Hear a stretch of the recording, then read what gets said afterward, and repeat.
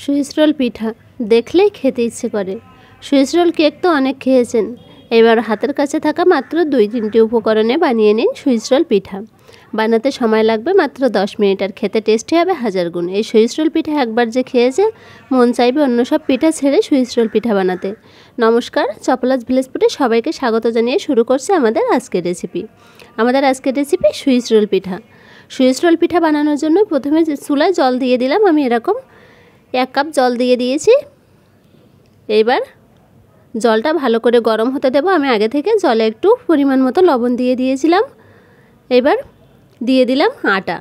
এখানে চালের আটা অথবা বাজার থেকে কেনা আটা, যে কোনো আটাই ব্যবহার করা যাবে। আমি বাজার থেকে কেনা আটাটাই নিয়েছি, আপনারা চাইলে এখানে চালের গুঁড়া ব্যবহার করতে পারেন। পিঠাটা কিন্তু সফট হবে যে কোনো আটাতেই, আর পিঠাটা এতটাই সফট হবে গালে দিলেই কিন্তু মিলিয়ে যাবে, আর খেতে দারুণ টেস্টি হবে। এবার আমার আটাটা রেডি হয়ে গেছে, আমি নামিয়ে নিলাম। আটাটা খুব বেশি ঠান্ডা করা যাবে না, তার আগে কিন্তু মথে নিতে হবে, না হলে খুব বেশি সফট করে মাখা যাবে না। তাই আমি একটু গরম থাকতে থাকতে এভাবে মেখে নিচ্ছি। আপনাদের হাতে যদি গরম লাগে একটু জল দিয়ে নেবেন, হাতে সামান্য জল লাগিয়ে আবার এভাবে খুব ভালো করে মেখে নেবেন। আমি এভাবে একটু সময় নিয়ে মেখে সুন্দর একটা ডো তৈরি করে নেব।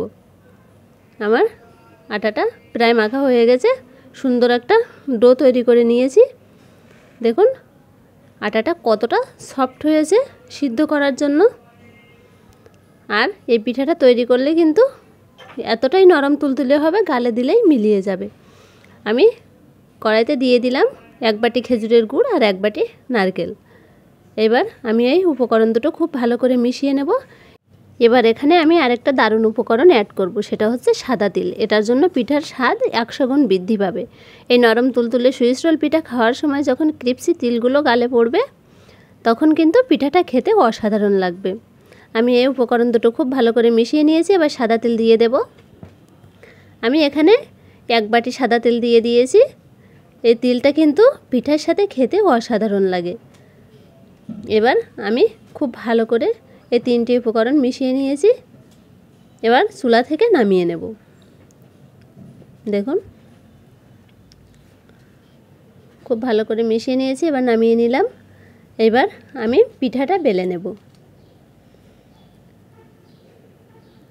আমি পিঠাটা খুব ভালো করে বেলে নেব। খুব বেশি পাতলা করব না, আবার খুব বেশি পুরোও করব না।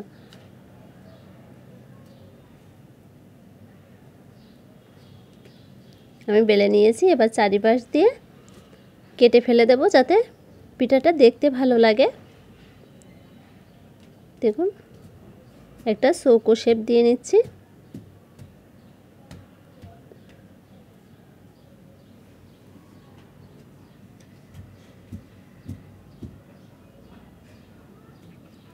বন্ধুরা, আশা করছি আজকের এই সুইস পিঠার রেসিপিটি আপনাদের খুবই ভালো লাগবে। ভালো লাগলে প্লিজ একটা লাইক দিতে ভুলবেন না, আর যারা নতুন দেখছেন চ্যানেলটি সাবস্ক্রাইব করে পাশে থাকবেন। দেখুন আমি খুব ভালো করে পুরটা ভেতরে দিয়ে দিয়েছি। এবার পিঠাটা আমি গোল করে নেব। রুটিটা এভাবে করে গোল করব। গোল করে নিয়েছি। এবার আমি মুখটা সিল করে দেব। একটু জল লাগিয়ে মুখটা সিল করে দেবেন, তাহলে কিন্তু খুব সুন্দর মুখটা এঁটে যাবে। আমি এই পিঠার মুখটা সিল করে দিয়েছি। এবার পিঠেগুলো ভাবে দেব সিদ্ধ হতে। একটা সুতি নরম এরকম পাতলা কাপড় নিয়ে, আমি জলটা কিন্তু আগে থেকে অনেকটা হিট করে রেখেছিলাম। এবার আমি পিঠাটা দিয়ে দিলাম। আমি পাশ দিয়ে যে রুটির কাটাগুলো ছিল তা দিয়ে কিন্তু আরেকটা ছাঁচের লাভ পিঠা তৈরি করে নিয়েছি। আপনারা দেখতে পাবেন। যেভাবে ইচ্ছে সেভাবে ডিজাইন করে এই পিঠাটা তৈরি করা যায়, খেতে কিন্তু অসম্ভব মজার হয়। আমার পিঠাটা ভাপ দেওয়া হয়ে গেছে। দেখুন কতটা নরম তুলতুলে হয়েছে। আমি দেখাচ্ছি কেটে। দেখুন কতটা সফট হয়েছে।